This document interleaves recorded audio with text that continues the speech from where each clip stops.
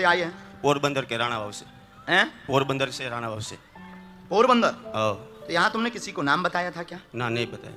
तो हमें कैसे पता लगा? बालाजी से। अच्छा, ऐसे ही होते संत तो काय को फिरते अंत। गुरु जी, जब मेरा इधर आना होना ही नहीं था, मेरा दोस्त एक ब्राह्मण है, मयंक व्यास उसका नाम है, हाँ। वो बोला कि गुरु जी राजकोट आए हुए हैं, तुरंत वहाँ से इधर आ गए हम। चलो, हमें जो आज्ञा लगी हमने पूरा विषय आपका लिख लिया। बोलिए क्या प्रश्न है आपके?